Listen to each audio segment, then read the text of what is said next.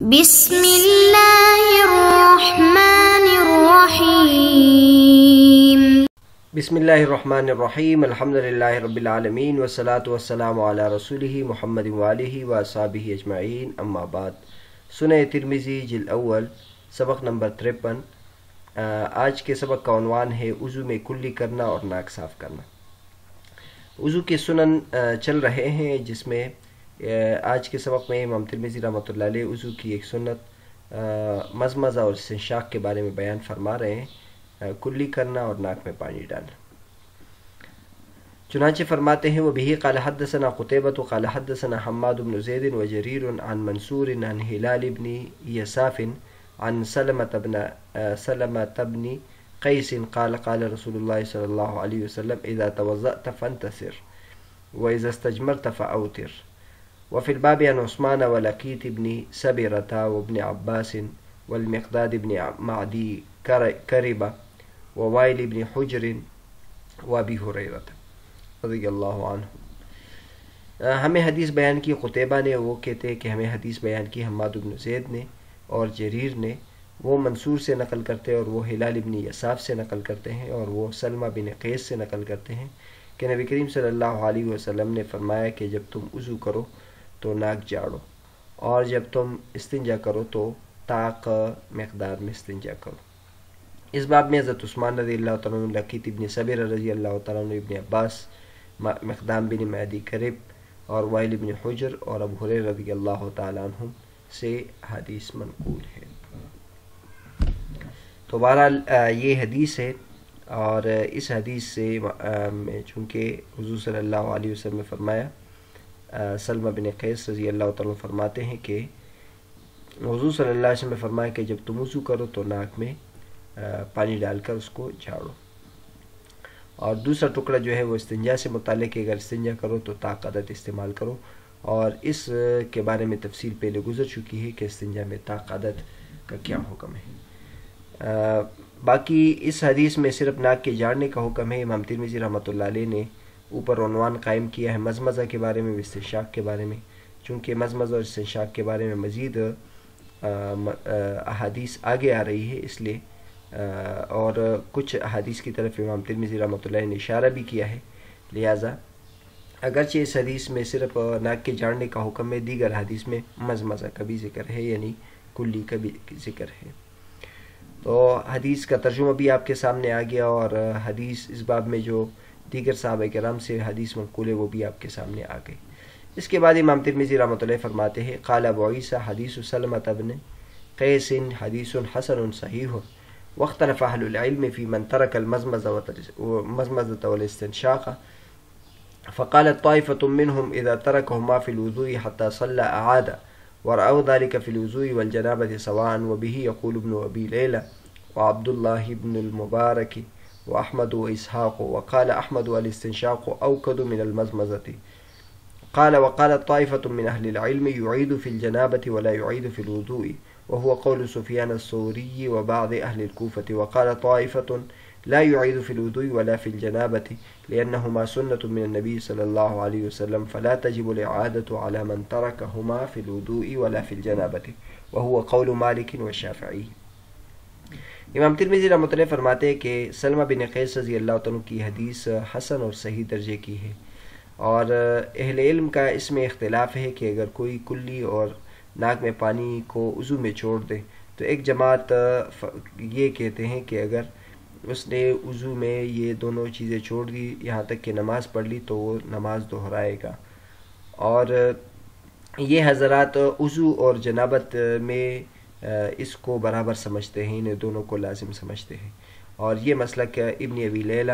رحمۃ اللہ علیہ، عبداللہ بن مبارک اور احمد بن حنبل اور اسحاق بن راہوے کا ہے۔ اور امام محمد رحمۃ اللہ علیہ کا یہ بھی قول ہے کہ جو ناک میں پانی ڈالنا ہے یہ کلی سے زیادہ تاکید والی ہے، اور فرماتے ہیں کہ اہل علم کی ایک جماعت کا قول یہ ہے کہ وہ جنابت میں تو اعادہ کرے گا لیکن وضو میں اعادہ نہیں کرے گا، اور یہ سفیان ثوری رحمۃ اللہ علیہ کا قول ہے اور بعض اہل کوفہ کا قول ہے۔ اور ایک جماعت یہ کہتی ہے کہ وضو میں نہیں لوٹائے گا اور جنابت نہ وضو میں لوٹائے گا اور نہ جنابت میں لوٹائے گا، کیونکہ یہ نبی کریم صلی اللہ علیہ وسلم کی سنت ہے. لہٰذا جو اس کو چھوڑ لے وضو میں اور جنابت میں تو اس پر اعادہ واجب نہیں ہے. یہ امام مالک رحمۃ اللہ کا قول ہے اور امام شافعی رحمۃ اللہ کا قول ہے. تو بہرحال اس عبارت میں ایک تو امام ترمذی رحمۃ اللہ علیہ نے حدیث کا حکم بیان کیا ہے کہ جو حدیث ہے وہ حسن صحیح درجے کی ہے. اس کے بعد امام ترمذی رحمۃ اللہ علیہ نے علماء کرام کے اس موضوع سے متعلق جو مسلک ہے وہ بیان کر دی کہ مزمزے اور استنشاق کے بارے میں ان کا کیا مسلک ہے. تو 3 مسلک انہوں نے ذکر کیے. ایک تو قاضی ابن ابی لیلہ، امام عبداللہ بن مبارک، امام احمد اور امام اسحاق بن راہوئی کا مسلک انہوں نے ذکر کر دیا، اور وہ یہ ہے کہ یہ وضو میں بھی فرض ہے اور جنابت میں بھی فرض ہے. لہٰذا اگر کسی نے بغیر کلی کے اور بغیر ناک میں پانی ڈالنے کے وضو کیا ہے تو اس وضو کو دہرائے گا. غسل کیا ہے تو اس کو نماز کو دہرائے گا اگر اس کے ساتھ کوئی نماز وغیرہ پڑھی ہے. اور دوسرا مسلک جو انہوں نے بیان کیا ہے وہ سفیان ثوری اور بعض اہل کوفہ کا ہے، یعنی احناف کا مسلک ہے، اور وہ یہ ہے کہ جنابت کے مسئلے میں تو منہ میں پانی ڈالنا اور ناک میں پانی ڈالنا یہ فرض ہے، لیکن وضو میں یہ فرض نہیں ہے. اور تیسرا مسلک امام شافعی اور امام مالک رحمۃ اللہ علیہ کا ہے. امام شافعی اور امام مالک رحمۃ اللہ فرماتے ہیں کہ نہ وضو میں لوٹائے گا اور نہ جنابت میں لوٹائے گا. ان کے نزدیک مزمز اور استنشاق نہ وضو میں فرض ہے اور نہ غسل میں فرض ہے. لہٰذا غسل میں بھی اگر مزمز استنشاق کا رہ گیا ہے تو اس سے جو نمازیں پڑھی اس کے دہرانے کی ضرورت نہیں ہے. یہاں صرف یہ بات ہے کہ بعض اہل کوفہ سے مراد احناف ہے، احناف کا بھی یہی مسلک ہے. تو بعض حضرات اس پہ اشکال کرتے ہیں کہ امام ترمذی رحمۃ اللہ علیہ امام ابو حنیفہ رحمۃ اللہ کا نام نہیں لیتے. تو یہ ضروری نہیں ہے کہ بعض اہل کوفہ سے ان کی تنقیص مراد ہو. امام ابو حنیفہ رحمۃ اللہ کی تنقیص وہ نہیں کرتے، وہ ان کے نزدیک بلند مقام کے ہیں. اس وجہ سے اپنی ترمذی میں انہوں نے امام ابو حنیفہ رحمۃ اللہ کا قول ذکر کیا ہے اور ان کو بلند مقام دیا ہے. اور نام کیوں نہیں لیا؟ اس کی وجہ بعض حضرات نے یہ ذکر کی ہے کہ امام ترمذی رحمۃ اللہ تک ان کی جو مسلک ہے وہ باقاعدہ سند کے ساتھ نہیں پہنچ جاتا، اس وجہ سے ان ذکر کیا ہے. ان مسلک والوں کا کیا دلائل ہے اس کو آگے ہم ذکر کرتے ہیں. اس سے پہلے ہم جو سند کے روات ہے اس کے حالات ذکر کرتے ہیں. چنانچہ جریر کے حالات، جریر ابن عبد الحمید ابن قرط اور الزبی الکوفی، یہ رے کے رہنے والے تھے اور رے کے قاضی بھی تھے، ثقہ تھے، صحیح الکتاب تھے، اور کہا جاتا ہے کان فی آخر عمری یہم من حفظہ، آخر عمر میں حافظہ خراب ہو گیا تھا. اور ان کا انتقال 88 سال میں 188 میں ہوا ہے اور ان کی عمر 71 سال تھی. اسے ستہ کے راوی ہیں. اس کے بعد منصور کے حالات ہیں. تو منصور سے مراد منصور بن المعتمر بن عبداللہ السلمی ابو عتاب، یہ کوفی راوی ہے، ثقہ ہے، ثبت ہے، اور ان کے بارے میں لکھا ہے کہ یہ تدلیس نہیں کرتے تھے. اور 132 میں ان کا انتقال ہے، ستہ کے راوی ہے. اس کے بعد جس راوی کے ذکر ہے وہ ہلال ابن یساف ہے. تو ہلال ابن یساف اور ان کو ابن اساف بھی کہتے ہیں، ہلال ابن اساف الاشجعی اور کوفی، یہ ثقہ راوی ہے اور تیسرے طبقے کے ہیں.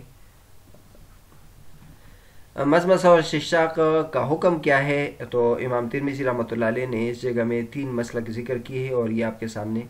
اوپر آ گئے ہیں. ان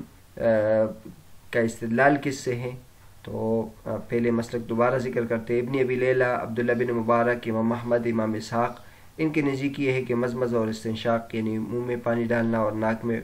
پانی ڈالنا یہ وضو غسل دونوں میں واجب ہے. اور وہ استدلال کرتے حدیث باب سے، کیونکہ حدیث باب میں الفاظ ہے، حضور صلی اللہ علیہ وسلم نے الفاظ استعمال کیے، توضأت فانتصر، اور بعض روایت میں مزمز کا لفظ ہے. جب تم وضو کرو تو ناک کو جھاڑو، تو چونکہ یہ حکم کے الفاظ ہے لہٰذا اس سے استدلال کرتے ہیں۔ امام مالک اور امام شافعی رحمۃ اللہ کا مسلک یہ ہے کہ وضو اور غسل دونوں میں کلی اور ناک میں پانی ڈالنا سنت ہے، تو وہ ایک تو استدلال کرتے ہیں قرآن سے، کیونکہ قرآن مجید میں اللہ تبارک و تعالیٰ نے وضو کا ذکر کیا ہے، لیکن اس میں وضو میں ناک میں پانی ڈالنا اور کلی کرنے کا ذکر نہیں کیا ہے، تو اگر یہ فرض ہوتا تو اللہ تبارک و تعالیٰ اس کو ذکر کرتے، لہٰذا اس وجہ سے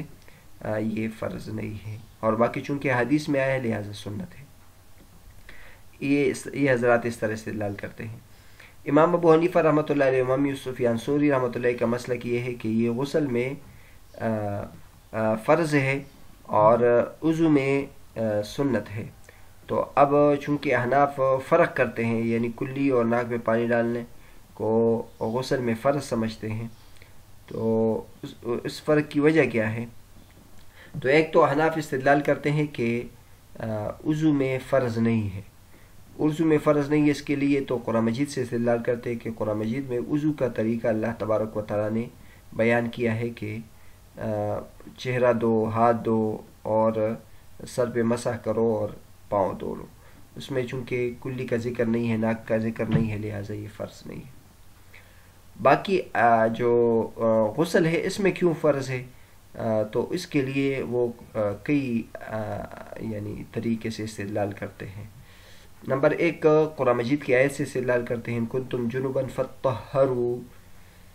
اللہ تبارک و تعالیٰ نے فرمایا کہ اگر تم جنبی ہو، غسل میں ہو، تو پھر خوب اچھے طریقے سے پاکی حاصل کرو، تو معلوم ہوا کہ غسل میں اعضاء کو اچھے طریقے سے دھونے کا حکم ہے، تو اب اچھے طریقے سے دھونے کے لیے ہم کیا طریقہ اختیار کریں؟ تو وہ طریقہ یہ ہے کہ وضو میں جو چیزیں سنت ہے غسل میں اس کو فرض قرار دیتے ہیں، لہٰذا ناک میں پانی ڈالنا اور کلی کرنا یہ فرض نہیں تھا، لہٰذا غسل میں اس کو فرض قرار دیا۔ کچھ احادیث سے بھی استدلال کرتے ہیں۔ نمبر ایک، ابن سیرین رحمۃ اللہ علیہ کی مرسل حدیث ہے، قال امر رسول اللہ صلی اللہ علیہ وسلم بالاستنشاق من الجنابۃ ثلاثا، سنن دارقطنی میں کہ نبی کریم صلی اللہ علیہ وسلم نے جنابت سے استنشاق 3 مرتبہ استنشاق کرنے کا حکم دیا، تو لہٰذا اس سے استدلال کرتے ہیں۔ اس کی سند اگرچہ ایک تو مرسل ہے، لیکن بہرحال اس سے استدلال احناف کہتے کہ اس سے استدلال ہو سکتا ہے، کیونکہ ابن سیرین کے مراسیل جو ہے وہ قوی ہوتے ہیں۔ دوسرے نمبر پر جو حدیث ہے وہ عائشہ بنت عجرت کی ہے، وہ ابن عباس رضی اللہ تعالیٰ عنہ کا فتویٰ نقل کرتے کہ ابن عباس رضی اللہ تعالیٰ عنہ کا مسلک بھی یہ تھا کہ وہ جو غسل کرے اور مزمز اور استنشاق نہ کرے تو وہ نماز دہرائے گا، یہ بھی سنن دارقطنی میں ہے۔ تو اگرچہ اس کی سند پر بھی کلام ہے، کیونکہ عائشہ بنت عجرت کے بارے میں بعض کہتے کہ یہ صحابیہ ہے اور بعض کہتے کہ یہ صحابیہ نہیں ہے اور یہ مجہول ہے، یعنی ان کی توثیق ثابت نہیں ہے، تو لیکن احناف یہ کہتے ہیں کہ چونکہ اس مسئلے میں اور دلائل بھی ہے، لہٰذا اس دلیل کو بھی بطور تائید کے ہم نقل کر سکتے ہیں۔ چوتھے نمبر پر ابو ہریرہ رضی اللہ تعالیٰ عنہ کی یہ حدیث ہے جو نبی کریم صلی اللہ علیہ وسلم سے نقل کرتے ہیں، اور یہ خود ترمذی شریف میں آگے آ جائے گی۔ نبی کریم صلی اللہ علیہ وسلم فرماتے ہیں تحت کل شعرۃ جنابۃ فاغسلوا الشعر وانقوا البشر، کہ ہر بال کے نیچے جنابت ہوتی ہے، لہٰذا تم بالوں کو دھو اور چمڑے کو صاف کرو۔ تو غسل میں نبی کریم صلی اللہ علیہ وسلم کی طرف سے حکم یہ ہے کہ جہاں جہاں بھی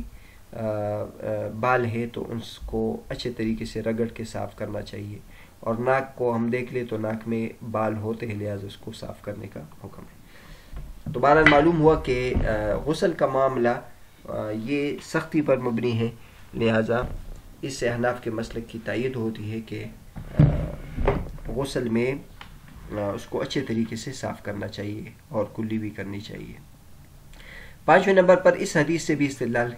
ہم کرتے ہیں، حضرت علی رضی اللہ عنہ کی مشہور حدیث ہے جو مسند احمد میں ہے، وہ کہتے کہ میں نبی کریم صلی اللہ علیہ وسلم سے وہ فرما رہے تھے من ترک موضع شعرۃ من جنابۃ لم یصبها ماء فعل اللہ تعالی به كذا وكذا من النار، قال علی رضی اللہ عنہ فمن ثم عادیت شعری۔ حضرت علی رضی اللہ عنہ فرماتے ہیں کہ میں نبی کریم صلی اللہ علیہ وسلم سے سنا کہ جس نے جنابت کے بالوں میں سے ایک بال کے بقدر جگہ بھی چھوڑی اور کہ اس کو پانی نہ پہنچے تو اللہ تبارک و تعالیٰ اس کو اتنے عرصے کے لیے جہنم میں جلائے گا۔ حضرت علی رضی اللہ عنہ فرماتے ہیں کہ اس وجہ سے میں اپنے بالوں کا دشمن ہو گیا۔ تو بہرحال حضرت علی رضی اللہ عنہ کے بارے میں یہ آتا ہے کہ وہ اپنے بالوں کو کاٹتے تھے اور اس کا بہت زیادہ اہتمام کرتے تھے اور سر کو گنجا کرتے تھے، اس لیے تاکہ کہیں ایسا نہ ہو کہ کوئی بال خشک رہ جائے۔ آپ حضرات کو معلوم ہے کہ جب آدمی غسل کرتا ہے تو تمام جگہ پانی پہنچانا ضروری ہوتا ہے، لیکن کبھی کبھی انسان بے احتیاطی میں کوئی جگہ اگر رہ جائے تو اس سے غسل نہیں نکلے گا۔ تو نبی کریم صلی اللہ علیہ وسلم نے فرمایا تھا کہ تحت کل شعرۃ جنابۃ، ہر بال کے نیچے جنابت ہے، اور اسی طرح جو ایک بال کے بقدر جگہ بھی چھوڑ دے تو وہ جہنم میں چلے گا۔ تو حضرت علی رضی اللہ عنہ فرماتے کہ میں نے اسی احتیاط کے پیش نظر اپنے بالوں کا دشمن ہو گیا اور پھر میں بال نہیں چھوڑتا تھا تاکہ وہاں پانی نہ جانے کا خطرہ ختم ہو جائے۔ تو ان تمام احادیث کو پیش نظر رکھ کے، قرآن مجید کی اس آیت کو اور ان تمام احادیث کو پیش نظر رکھ کر حناف نے یہ مسلک اختیار کیا کہ غسل کا جو معاملہ ہے یہ سختی پر مبنی ہے، لہٰذا اس میں کلی کرنا اور ناک میں پانی ڈالنا ضروری ہے۔ کلی اور استنشاق یعنی کلی منہ میں پانی ڈالنا اور ناک میں پانی ڈالنے سے متعلق کچھ مسائل اور ہیں جو انشاءاللہ خود امام ترمذی رحمۃ اللہ اگلے ابواب میں بیان کریں گے۔